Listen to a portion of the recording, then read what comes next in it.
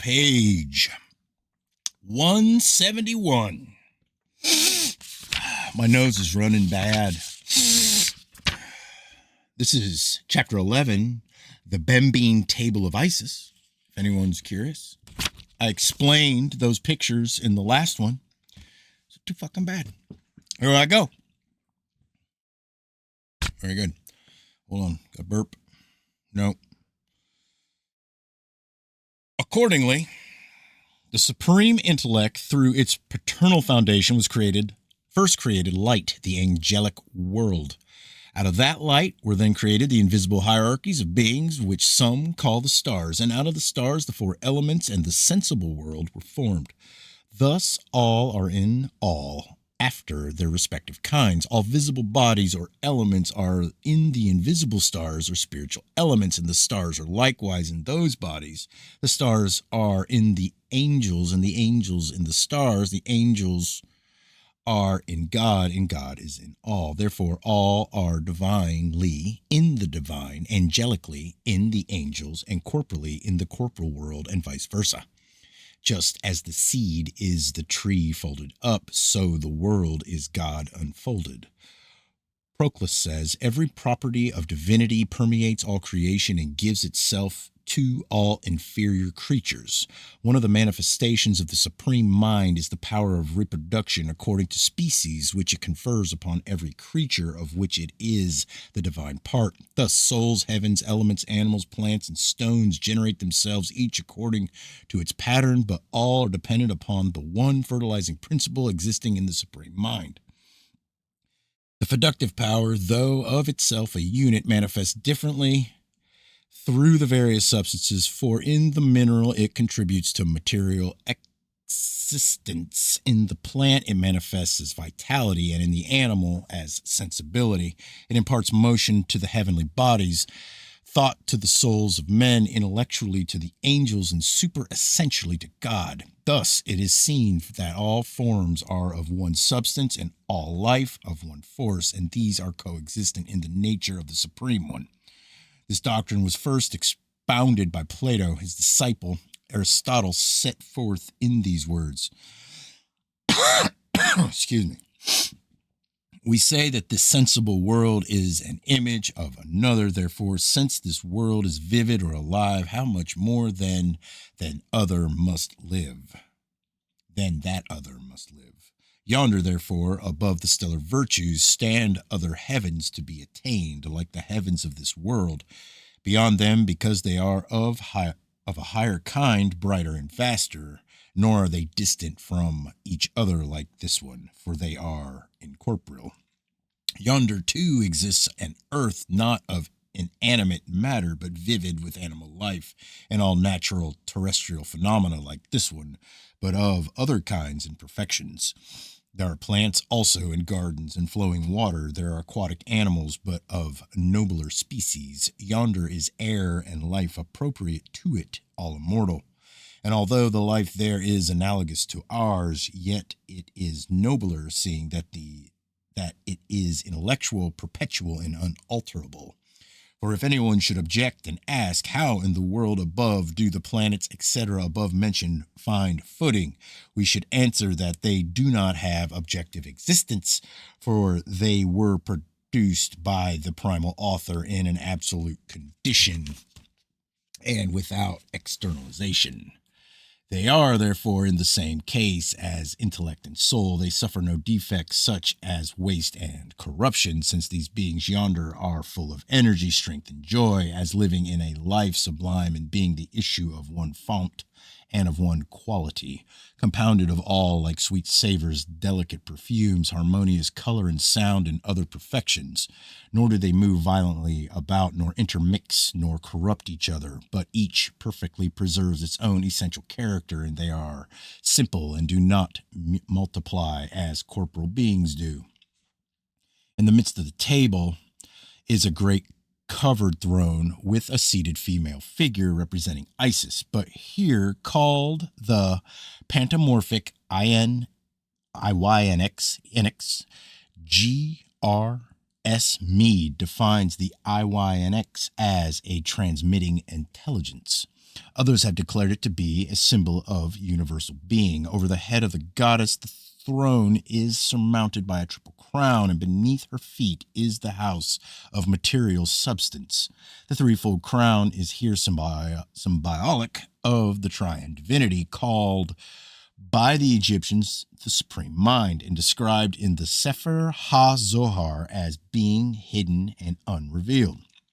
According to the Hebrew system of Kabbalism, the tree of the Sepharith was divided into two parts, the upper invisible and the lower visible.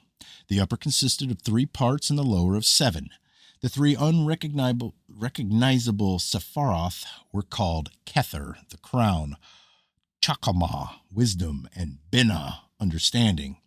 These are too abstract to permit of comprehension, whereas the lower 7 spheres that came forth from them were within the grasp of human consciousness. The central panel contains 7 triads of figures. These represent the lower Sephiroth, all emanating from the concealed threefold crown over the throne. Kircher writes, the throne denotes the diffusion of the triform supreme mind along the universal paths of the 3 worlds. Out of these 3 intangible spheres emerges the sensible universe, which Plutarch calls the house of Horus, and the Egyptians the great gate of the gods. The top of the throne is in the midst of diffused serpent-shaped flames, indicating that the supreme mind is filled with light and life, eternal and incorruptible, removed from all material contact. How the supreme mind communicated his fire to all creatures is clearly set forth in the symbolism of the table. The divine fire is communicated to lower spheres through the universal power of nature personified by the world virgin, Isis, here denominated the IYNX, or the polymorphous all-containing universal idea. The word idea is here used in its Platonic sense. Plato believed that there are eternal forms of all possible things which exist without matter, and to these eternal and immaterial forms he gave the name of ideas. In the Platonic sense, ideas were the patterns according to which the deity fashioned the phenomenal or ectopal world. See William Hamilton. Kircher describes the 21 figures in the central panel thus. 7 principal triads corresponding to 7 superior worlds are shown in the central section of the table. They all originate from the fiery invisible archetype, the triple crown of the throne. The first, the orphonic or the IYNX triad, VSW, corresponds to the vital and fiery world and is the first intellectual world, called by the ancients the Etherium. Zoroaster says of it, "Oh, what rigorous rulers this world has! The second, or ibomorphous triad, OQR, corresponds to the second intellectual or ethereal world and is concerned with the principle of humidity. Tennessee. The third, or Nephtian triad, XYZ, corresponds to the third intellectual and ethereal world and is concerned with fecundity. These are the 3 triads of the ethereal worlds, which correspond to the Father Foundation. Then follow the 4 triads of the sensible or material worlds, of which the first 2 correspond to the sidereal worlds, GIK and Yo, namely Osiris and Isis, sun and moon, indicate by 2 bulls. They are followed by 2 triads, the Hectine, LMN, and the Serapine, some Hebrew, corresponding to some Greek, I'm sorry. What is that? I don't know. Squiggle and 0, corresponding to the sublime and subterranean worlds. These complete the 7 worlds of primary genie ruling the natural universe. Psellus quotes Zoroaster. The Egyptians and the Chaldeans taught that there were 7 corporal worlds, i.e., worlds ruled by the intellectual powers. The first is of pure fire, the second, third, and fourth ethereal, the 5th, 6th, and 7th material, the 7th being the one called terrestrial and hater of light and is located under the moon. Corresponding within itself, the matter called fundus or foundation. The 7 plus the 1 invisible crown constitute the 8 worlds. Plato writes that it is needful for the philosopher to know how the 7 circles beneath the first one are arranged according to the Egyptians. The first triad of fire denotes life, the second water, over which rule the Ibomorphous divinities, and the third air, ruled by Nephta. From the fire, the heavens were created. From the water, the earth, and air was the mediator between them. In the Sephira Yet Zera, it is said that from the 3 originate the 7. I.e., the height, the depth, the east, the west, the north, and the south, and the holy temple in the center sustaining them all. Is not the holy temple in the center the great throne of the many-formed spirit of nature, which is shown in the middle of the tablet? What are the 7 triads but the 7 powers that rule over the world? Peselius writes, the Egyptians worshipped the triad of faith, truth, and love. And the 7 fountains, the sun as ruler, the fountain of matter, then the fountain of the archangels, the fountain of the senses, of judgment, of lightning, of reflections, and of the characters of unknown composition.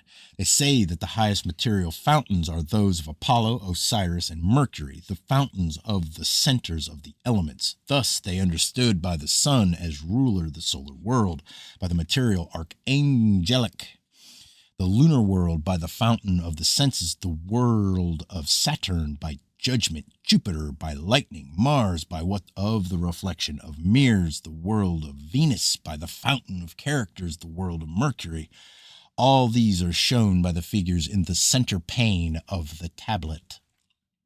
The upper panel contains the 12 figures of the zodiac arranged in 4 triads. The center figure in each group represents one of the 4 fixed signs of the zodiac. S is the sign of Aquarius, Z, Taurus, C, Cleo, G, Scorpio. These are called the fathers. In the secret teachings of the Far East, these 4 figures, the man, the bull, the lion, and the eagle, are called the winged globes, or the 4 Maharajas, who stand upon the corners of creation. The 4 cardinal signs, P, Capricorn, X, Aries, B, Cancer, F, Libra, are called the powers. The 4 common signs, V, Pisces, A, Gemini, E, Virgo, H, Sagittarius, are called the minds of the 4 lords. This explains the meaning of the winged globes of Egypt. For the 4 central figures, Aquarius, Taurus, Leo, and Scorpio, called by Ezekiel the cherubim, are the globes. The cardinal and common signs on either side are the wings. Therefore, the 12 signs of the zodiac may be symbolized by 4 globes, each with 2 wings. The celestial triads are further shown by the Egyptians as a globe, the father, from which issue a serpent, the mind, and wings, the power. These 12 forces are fabricators of the world, and from them emanate the microcosm, or the mystery of the 12 sacred animals, representing in the universe the 12 parts of the world, and in man the 12 parts of the human body.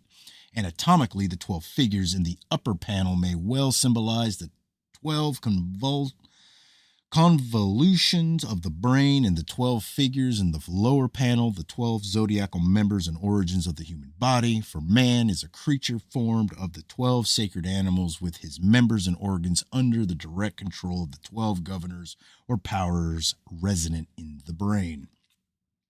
A more profound interpretation is found in the correspondences between the 12 figures in the upper panel and the 12 in the lower.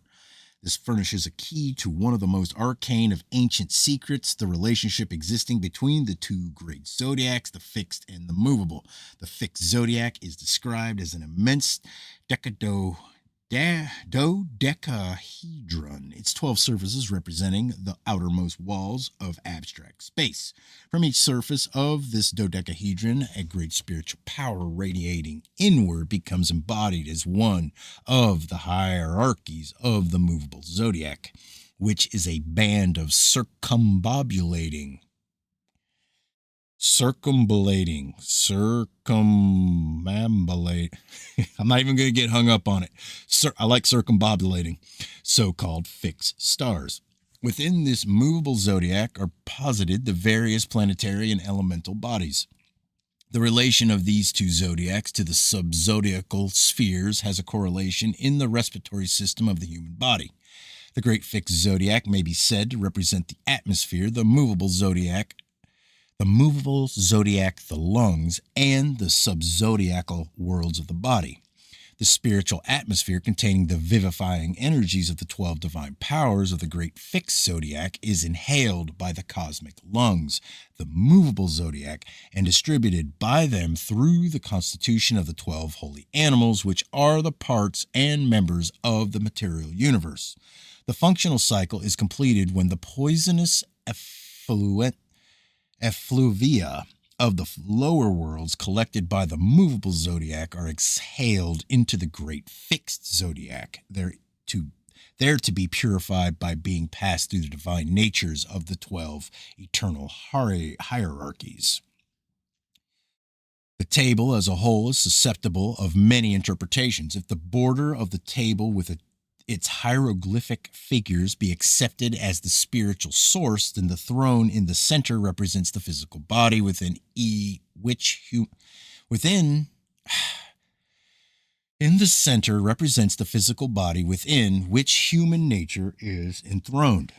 From this point of view, the entire table becomes emblematic of the auric bodies of man, with the borders as the outer extremity or shell of the auric egg. If the throne be accepted as the symbol of the spiritual sphere, the border typifies the elements, and the various panels surrounding the central one become emblematic of the worlds or planes emanating from the one divine source.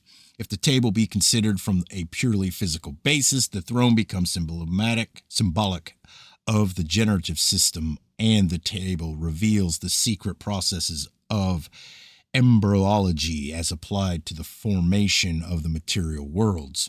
If a purely physiological and anatomical interpretation be desired, the central throne becomes the heart, the ibomorphous triad, the mind, the Nephtian triad, the generative system, and the surrounding hieroglyphics, the various parts and members of the human body. From the evolutionary viewpoint, the central gate becomes the point of both entrance and exit. Here also is set forth the process of initiation, in which the candidate, after passing successfully through the various ordeals, is finally brought into the presence of his own soul, which he alone is capable of unveiling.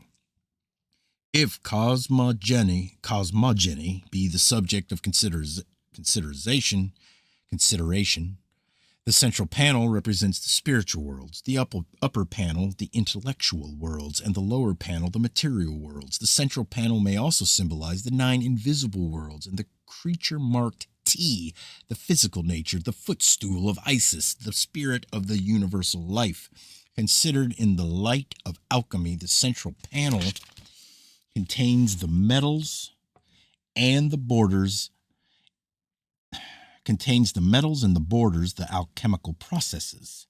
The figure seated on the throne is the universal Mercury, the stone of the wise. The flaming canopy of the throne above is the divine sulfur, and the cube of earth beneath is the elemental salt.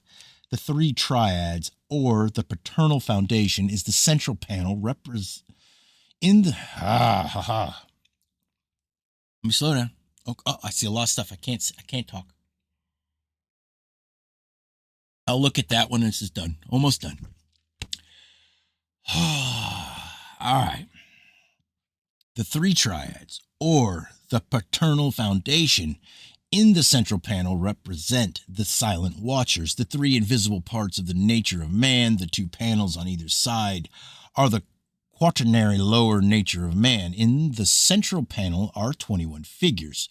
This number is sacred to the sun, which consists of 3 great powers, each with 7 attributes. And by Kabbalistic reduction, 21 becomes 3, or the great triad. It will yet be proved that the table of Isis is directly connected with Egyptian Gnosticism. For in a Gnostic papyrus preserved in the Bodleian Library, there is a direct reference to the 12 fathers of paternities, beneath whom are 12 foundations. See Egyptian Magic by SSDD. That the lower panel represents the underworld is further emphasized by the two gates, the Great Gate of the East and the Great Gate of the West. For in the Chaldean theology, the sun rises and sets through gates in the underworld, where it wanders during the hours of darkness. As Plato was for 13 years under the instruction of the Magi, I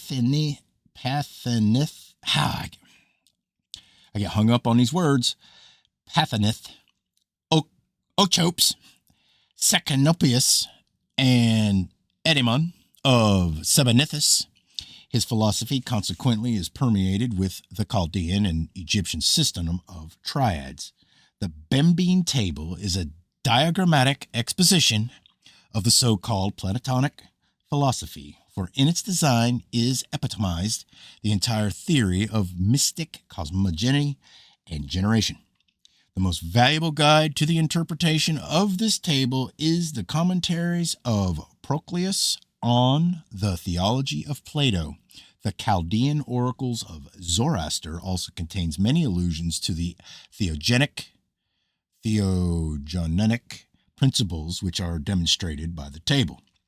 The theogony of Hesiod contains the most complete account of the Greek cosmogony myth. Orphic cosmogony has left its impress upon the various forms of philosophy and religion, Greek, Egyptian, Syrian, which it contacted. Chief of the Orphic symbols was the mundane egg from which fame sprang into light. Thomas Taylor considers the Orphic egg to be synonymous with the mixture from bound and infinity mentioned by Plato in the Philebus. The egg is furthermore the third intelligible triad and the proper symbol of the Demiurgus, whose auric body is the egg of the inferior universe. Eusebius, on the authority of Porphyry, declared that the Egyptians acknowledged one intellectual author or creator of the world under the name of Snef, and that they worshipped him in a statue of human form and dark blue complexion, holding in his hand a girdle and a scepter, wearing on his head a royal plume, and thrusting forth an egg out of his mouth. See an analysis of the Egyptian mythology. While the Bembine table is rectangular shaped, it signifies philosophically the Orphic egg of the universe with its contents. In the esoteric doctrines, the supreme individual achievement is the breaking of the Orphic egg, which is equivalent to the return of the spirit to the nirvana, the absolute condition, of the Oriental mystics. The New Pantheon by Samuel Boyes contains 3 plates showing various sections of the Bembine table. The author, however, makes no important contribution to the knowledge of the subject. In the mythology and fables of the ancients explained from history, the Abbé Benner devotes a chapter to the consideration of the Mensa Isaaca. After reviewing the conclusions of Montefaucon, Kircher, and Pignorius, he adds, I am of the opinion that it was a votive table, which some prince or private person had consecrated to Isis as acknowledgement for some benefit which he believed she had conferred upon him. That is the end of chapter 11. Chapter 12, on another day, will be Wonders of Antiquity.